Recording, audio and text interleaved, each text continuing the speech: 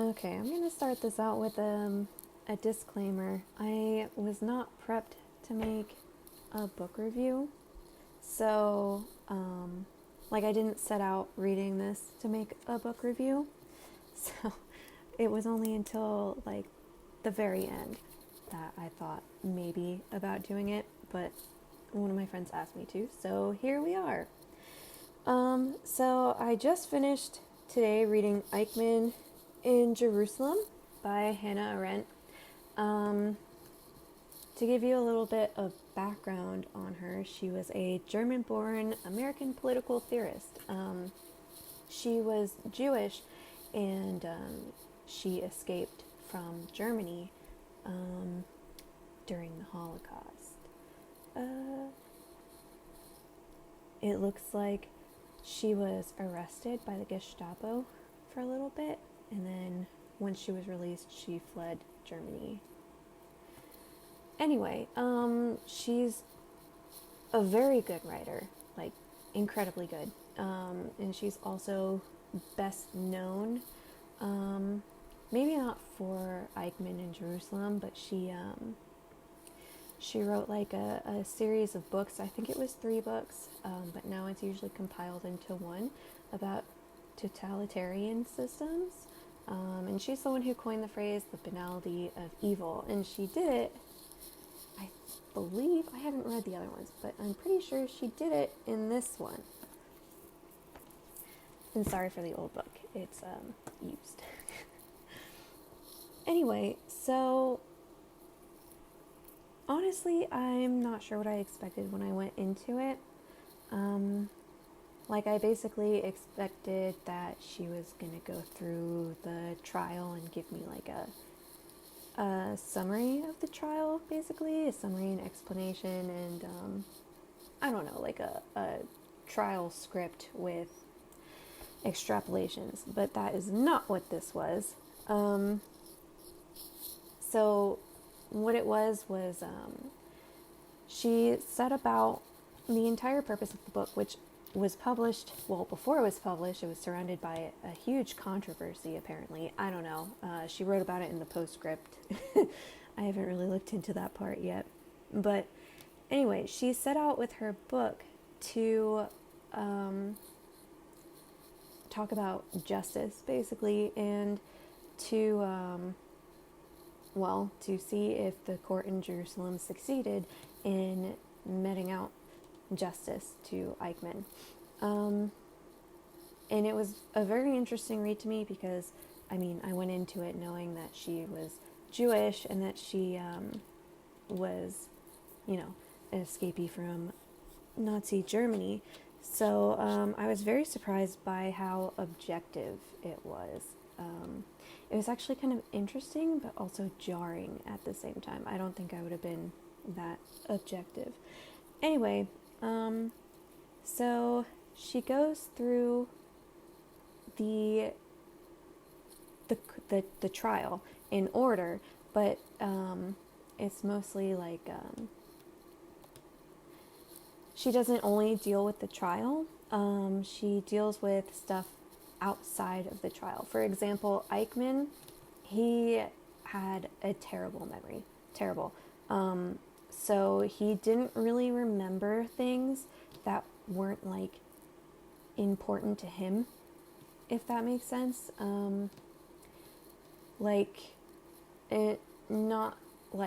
For example, if it was an important event, unless it had a personal connection to him, regardless of how important it seems to us now, he would not remember it. It didn't matter that much to him, apparently. Anyway, so he forgot a lot of things that Hannah Arendt looked into and gathered the material for, and she goes through it and explains basically how Eichmann's defense was basically crap. It really was. They basically just let the prosecution railroad it, especially because Eichmann didn't remember a lot of things, a lot. And she goes into all of that. And also because the prosecution got to pick all of the documents that they submitted first, and then how like they pertain to the case, and then the defense got second pickings, which I totally understand. I mean, yeah, it was against Eichmann. I don't know if any of you know much about Eichmann, but he was part of the final solution. He was in charge of a good lot of the deportations. Let's see, I know that he didn't do it entirely, like he wasn't in charge of all of them. But anyway, it went into the trial with him basically saying that, like, yes, he was guilty of deporting Jewish people to their death, but he wasn't guilty of all of the indictments against him. He wasn't guilty in the sense of the indictment. And basically what he meant by that is that he did what he was supposed to do. He followed orders. He was really good at following orders. He did his job. And that's what he was supposed to do in Nazi Germany. Like, he followed the law and stuff like that. It just so happens that now the law is criminal. I'm not defending him. It's just that was his argument. And the entire thing is interesting because, I mean, technically he's not wrong, and that's the scary thing. The scary thing is that he's not wrong. They were all just doing their job. Like, there's this defense. I can't remember what it's called, but it's basically like the whistleblower clause that you know of. Most countries have it, where if you get an order and you know that it's morally wrong, or it goes against your morals and your belief system and stuff, you have a moral obligation to not follow that law, but you have to know that order, I mean, but you have to like be very much aware that it's not in letter with the law, etc. And then you can use that to defend yourself in court. And that's sort of what Eichmann was doing. But the issue, of course, I mean, that's sort of what Eichmann was doing, but on the other side, the prosecution was also using it because he didn't object. He didn't object to any of what he was doing, and he knew exactly what he was doing. He knew he was sending people to their deaths. Like, that was the goal. Ultimately, he was facilitating a giant death machine. And so the argument from their side was, you had a moral obligation to not do that, to stop it. And at no point did you do that. In fact, when you were told to stop, you went behind your superior's orders and continued it. And on his side, it was basically like sort of the same defense, but the opposite, because everything was turned around in Nazi Germany. So crime and violence was basically the norm, and morality was punished. So by what he did, by doing his job correctly, he was following like the law, the letter of the law, basically. He was doing everything he was supposed to. And by disobeying a superior's order to stop the deportations, he was doing that whistleblower thing. Basically, he was going against it because it was morally incorrect according to the rules and laws of Nazi Germany. So that's, I don't know, that's like a terrifying thing to me. Like, the entire thing it really is the banality of evil. There's a lot of stuff around Eichmann that is untrue. Like, he's made out to be the person who was in charge of the final solution under Himmler and stuff. He had superiors above him, between him and Himmler, that he had to report to. He was not the only one taking care of deportations and stuff like that. But in the Nuremberg trials, because he wasn't there, a lot of his colleagues threw him under the bus and put a lot of stuff on him because he was not there. He was safe. So in order to try to save their hides, they made his crimes out and his positions out to be like bigger than it was. And one of the issues that Arendt talks about is that the trial is supposed to be about what Eichmann like did. Obviously he was guilty. He admitted to guilt before and said he deserved to hang, and he would hang himself publicly for it, but he was not guilty according to the indictment. And part of the indictment that the prosecution was going for was it was basically like he was being tried for the entirety of the Holocaust. At that point, unfortunately and aggravatingly enough, not a lot of people were punished for the Holocaust. So you can imagine how angry and upsetting that is. It's very upsetting to me. And this took place in, I think, 1960. It was a span of 2 years.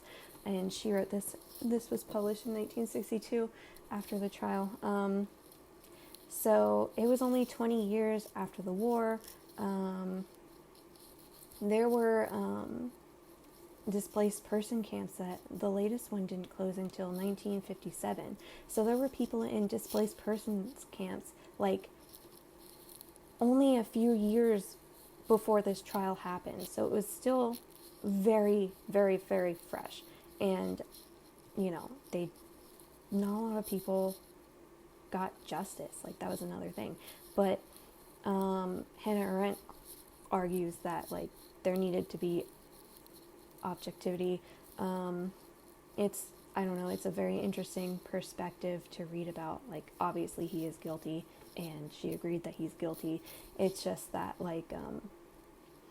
he was not guilty to the extent that it was made out to be and that the trial was about. And she talked about how it was dangerous to make him into the monster, the face of this, because once you convicted him and stuff, everyone would be like, oh, that's it, oh, we got him. And that's, again, not true. They're still finding Nazis now and putting them on trial at 100 years of age. A little late, don't you think? But anyway, yeah. So that was one of the issues. So I definitely recommend the book. It gave me a nightmare, to be honest, because it's horrifying to think of the fact that he literally was just a cog in the machine of death. He was not a giant guy. He was not a low guy, but he was not the guy, He was a government worker, basically. That's what he was. He was turned into a cog, basically, to dehumanize him and the process of mass murder, basically. And unfortunately, that's not the mass murder part, but that's a goal of a lot of governments, bureaucracy. The way that it works is that it has all these little workers, and they do all these different separate parts that go into this whole that maybe they don't, this whole picture that maybe they don't see because they're focused on this and someone else is focused on that, and they're not seeing everything put together. So it's basically dehumanizing people into machinery, into pieces of an assembly line. And in this case, it was an assembly line of death. But anyway, I think that's very dangerous, to be honest, because, look what happened in Nazi Germany, obviously. That's one of the big examples. But I think we're having a problem with that today. So I think it's relevant. So I did say that I marked a little bit because that's where I started to be oh, maybe I should write a review. I don't know. So I'll get into that a little bit. So let me see.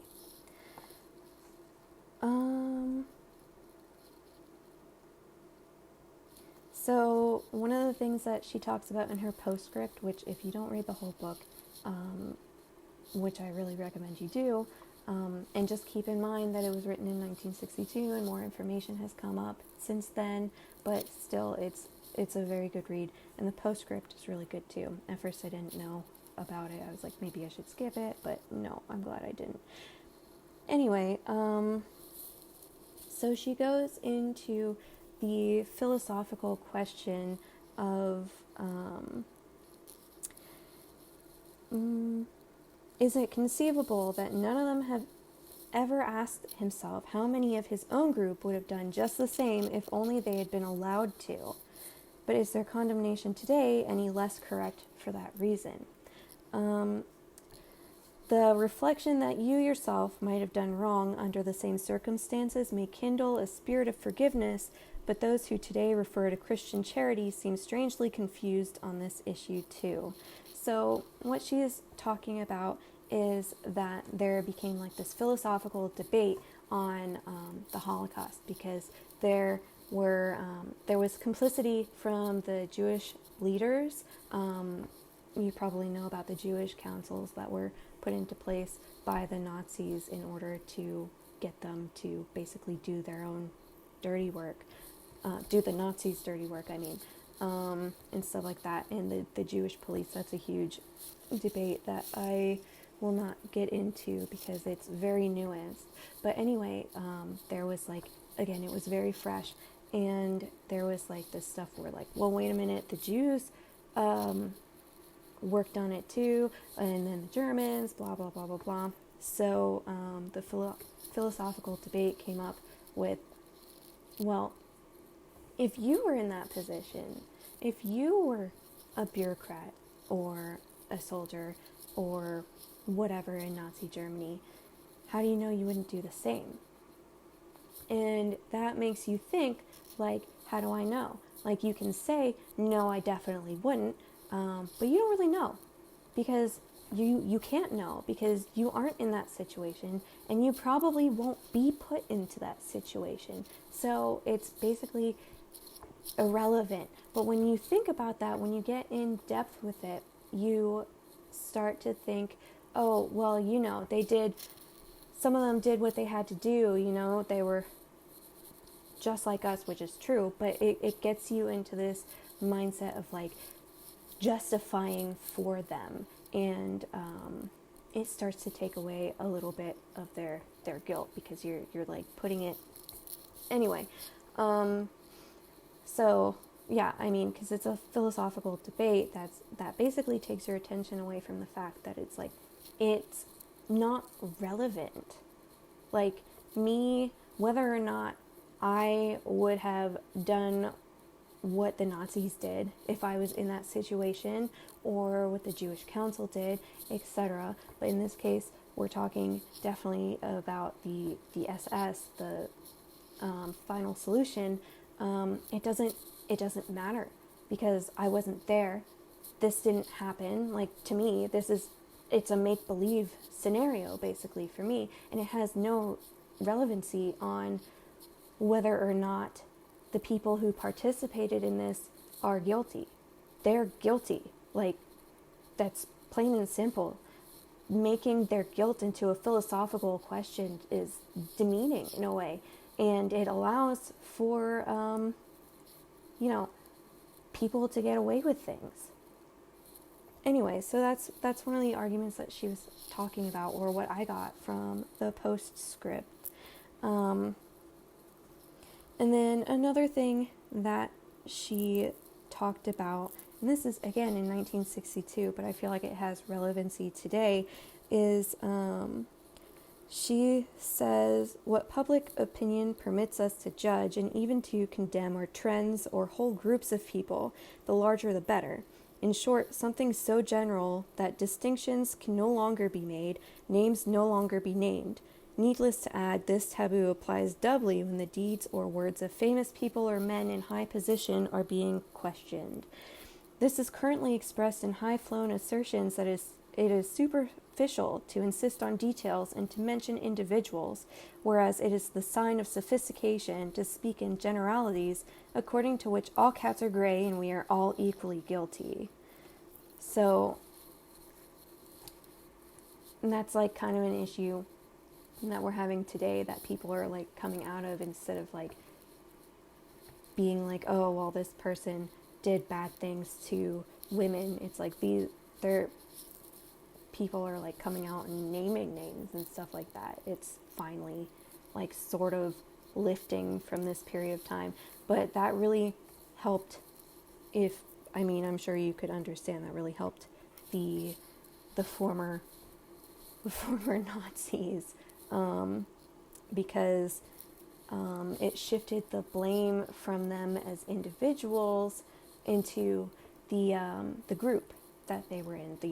Most of them were declared criminal organizations. Anyway, so it took responsibility for their actions off of them, because instead of being individually guilty as well as guilty as a group, it was switched, so they were just guilty in general. Like the group, the organization was guilty and they were just working in it.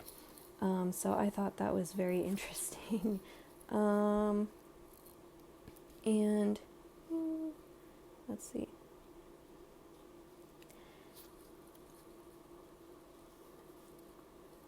She said, among the constructs that explain everything by obscuring all details, we find such notions as a ghetto mentality among European Jews, or the collective guilt of the German people derived from an ad hoc interpretation of their history, or the equally absurd assertion of a kind of collective innocence of the Jewish people. All these cliches have in common that they make judgment superfluous, and that to utter them is devoid of all risk. So basically it's the safe option, because like if you feel collectively guilty, for example, you might want to definitely encourage this system of generalizations, because you might not want that guilt to come back on you. You might be afraid of that coming back on you. So it's safer, even if it's harmful, to go along with it. Yeah, so and then the last thing is over here.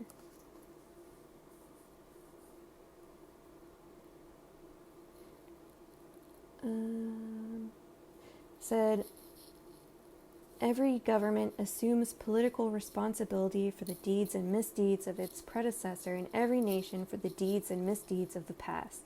When Napoleon, seizing power in France after the Revolution, said, I shall assume the responsibility for everything France ever did, from St. Louis to the Committee of Public Safety, he was only stating somewhat emphatically one of the basic facts of all political life. It means hardly more, generally speaking, than that every generation, by virtue of being born into a historical continuum, is burdened by the sins of the fathers, as it is blessed with the deeds of the ancestors. But this kind of responsibility is not what we are talking about here. It is not personal, and only in a metaphorical sense can one say he feels guilty for what not he, but his father or his people have done. So, the interesting thing there, is that what she said, like, everyone who's born into the nation assumes the guilt of what the nation has done before them, etc., etc. And that's very, very much true. And it's interesting to me because, Napoleon said that, and he was kind of, Napoleon. But most nations or countries today don't want to do that. They don't want to assume that. And most individuals also don't want to assume that generational guilt. But we have it, definitely. Americans definitely have it.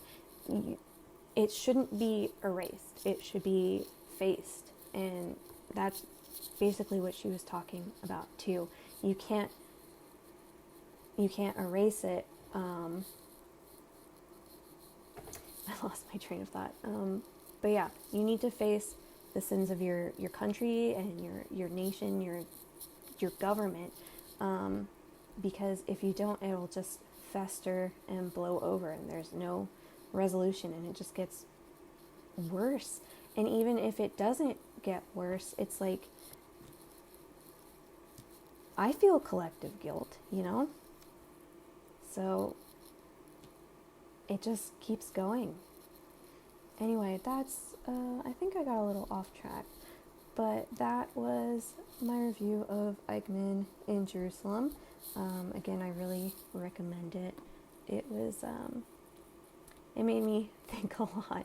So it was very informative. I think I'm probably going to read her other works.